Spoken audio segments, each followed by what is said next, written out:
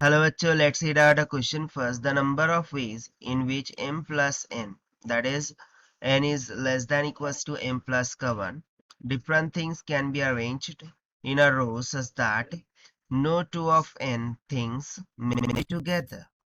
यहाँ पर देखिए हमें बताना है कि कितने नंबर ऑफ वेज में हम m प्लस n थिंग्स को अरेंज कर सकते हैं किसी भी एक रो में। उसके लिए कंडीशन दे रखी है कि no of two n things, यानी कि कोई भी दो n things may be together, यानी कि एक साथ नहीं आना चाहिए। तो चलिए देखते हैं हम इसको सोल्यूशन से। But before of it is important to talk about the key concept which we are going to use here for this question. So देखिए एक सिंपल सा फॉर्मूला हमने पढ़ रखा है। यदि मुझे एन नंबर ऑफ थिंग्स दे रखी हो, ठीक है, एन नंबर ऑफ थिंग्स दे रखी हो, अब पूछा जाए कि इसको हम कितने नंबर ऑफ वेज में डिस्ट्रीब्यूट कर सकते हैं। So number of ways will be equals to n factorial.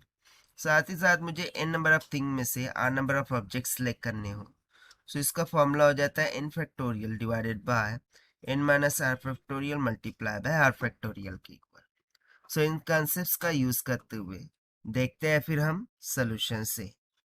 सो जो नंबर ऑफ डिफरेंट थिंग्स है वो कितनी है, ठीक है, यहाँ पर मैं लिख देता हूँ पहले नंबर ऑफ डिफरेंट थिंग्स, ठीक है ना, वो कितनी है। So this is nothing but equals to m plus का n दे रखा है, और साथ ही साथ एक कंडीशन दे रखी है, उसको हम ब्रैकेट में नोटिस करते जाते हैं कि जो n का वैल्यू है वो लेस देन इक्वल्स टू क्या है, m प्लस का 1 है, ठीक है ना।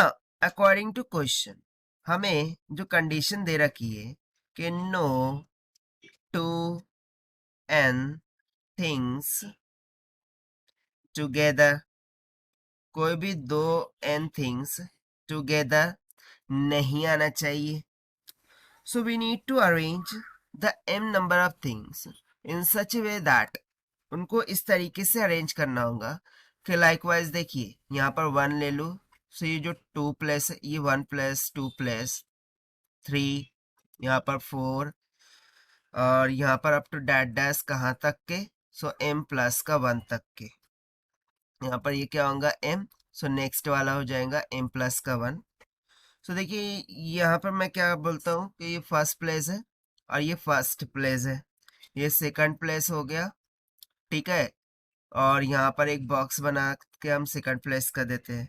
सो इस तरीके से सीरीज चलेंगी। इट मीन्स टू से कि जो m के प्लेसेस है वो यहाँ पर मैंने बॉक्स के द्वारा दिखाया है, और जो यहाँ पर मैंने ब्लैंक स्पेसेस दिखाया है ये n के लिए दिखाया है। सो यानी कि एक के बाद एक इस तरीके का अरेंजमेंट हमारा बनना चाहिए।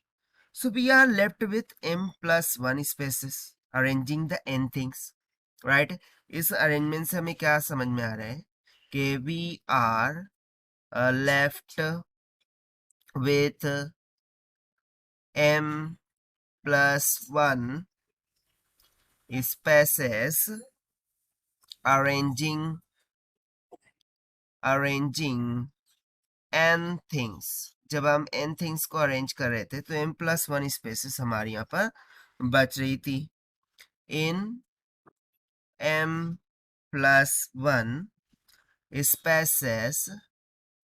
spaces where m plus 1 is greater than equals to क्या है, n है यहाँ पर अकॉर्डिंग टू गिवन केस, ठीक है।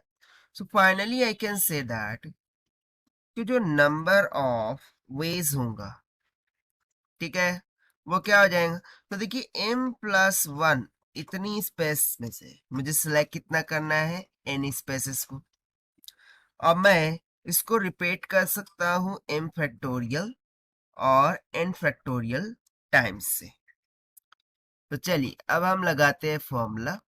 So this will be equals to m plus 1 factorial divided by, यहाँ पर क्या हो जाएगा, m प्लस 1 माइनस का n factorial multiply by n factorial, this is multiply by n factorial multiply by n factorial, n factorial cancel out हो गया, and finally हमारे पास answer क्या निकल के आ गया, m factorial into m plus 1 factorial divided bye m plus 1 minus का n factorial.